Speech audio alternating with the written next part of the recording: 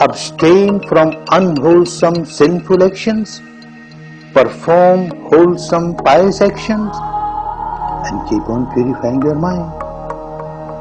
When an enlightened person teaches Dhamma, he teaches a universal Dhamma. He will never teach sectarian. Universal Dhamma, eternal Dhamma. The law of nature is eternal. It was there so in the past, it is so present, it will be so in the future. And it is applicable to one and all. That is Dhamma. But out of madness, out of ignorance, people forget the essence of Dhamma and they make a sect out of it. And this sect, or this sect, or this sect. From the young age one gets the mind conditioned with all those acceptances, all those philosophies, beliefs, dogmas. Then these very words will start carrying different meanings. Everyone will recite the same thing. Perform wholesome action, pious action, purify your mind. Every religion, every tradition, everyone will say that. But yet, a big difference in the explanations. What is sin and what is piety? When Dhamma turns into a sect, then that particular sect, the so-called pious people of this particular sect, they may be wearing this kind of robe or that kind of robe, may be having this rosary or that rosary, may be having this mark over the forehead or that mark over the forehead, this external appearance or that external appearance. Now people belonging to this particular sect will say those who have this kind of external appearance are pious people, others are not.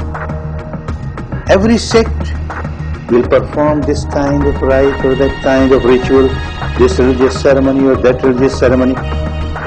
And those belonging to a particular sect will say, those who are performing these rites, these rituals, these ceremonies, oh, they are pious people. And those who do not, they are not pious, they are sinful. Another mad definition is given for sin and piety. One more definition is given, which is still more confusing. Such kind of definitions of sin and piety harm Dhamma. Dhamma is no more Dhamma. What is sin? What is unwholesome action? Any action that you perform, physical or vocal, and it harms and hurts other beings, it disturbs the peace and harmony of other beings, is a sinful action, is an unwholesome action. And what is a pious action? Every action, physical or vocal, which supports, helps other beings in living a peaceful, harmonious atmosphere, which does not disturb their peace, their harmony, which does not harm them, does not hurt them, is a pious action, wholesome action. This definition is universal.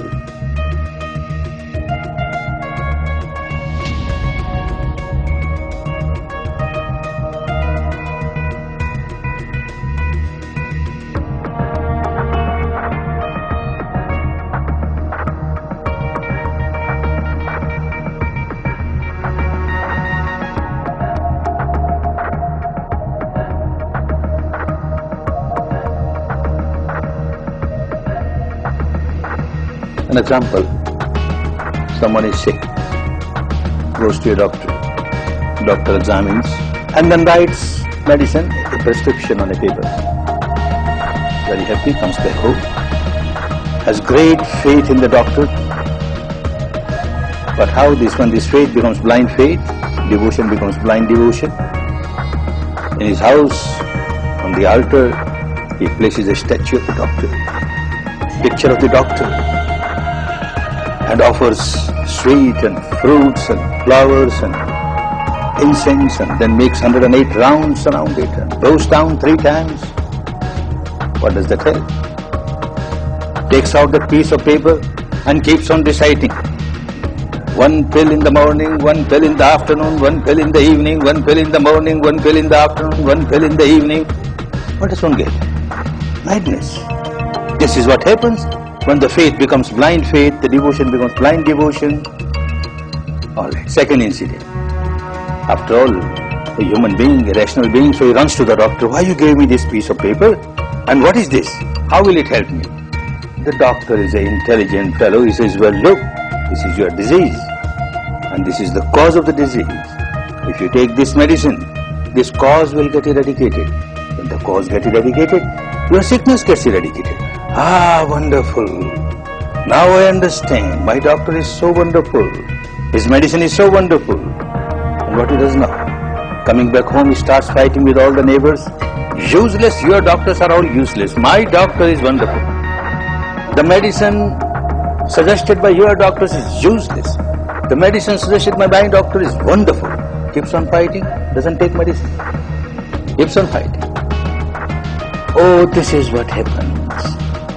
Every wise person, a saintly person, an enlightened person, when he finds people miserable, suffering, then he gives this prescription of Dhamma.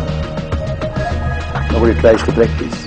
They start different sects, beliefs, dogmas, rites, rituals, and get involved in that, and nobody practices. No benefit.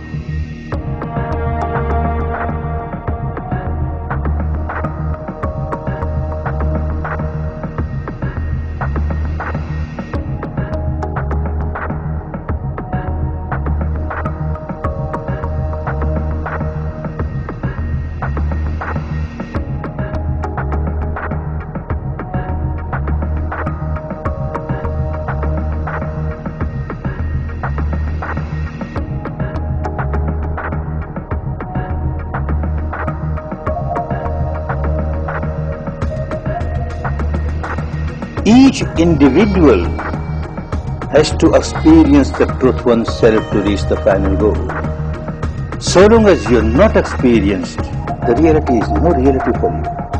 It is always distorted. The reality experienced by an enlightened person, the Buddha, or say Christ, or say Muhammad, is the reality for those people, not for you. When you reach that stage and realize yourself, it becomes a reality for you, not till then. This person, Siddhartha Gautama, he realized the truth within himself, developed his Bhavanamaya Panya, and became an enlightened person, became a liberated person. This Panya that is developed within himself could liberate only one person, not two. And that one person was Gautama, Siddhartha Gautama, none else. None else can liberate it because of his wisdom. Others can get guidance, others can get inspiration, that's all right. But each individual has to develop one's own wisdom to reach the final goal of full liberation. One's own wisdom, Bhavanamaya Panya, the wisdom that you lived, you experienced. This alone can break the bondages of ignorance, of craving, of aversion, of negativity. This alone can eradicate all the miseries.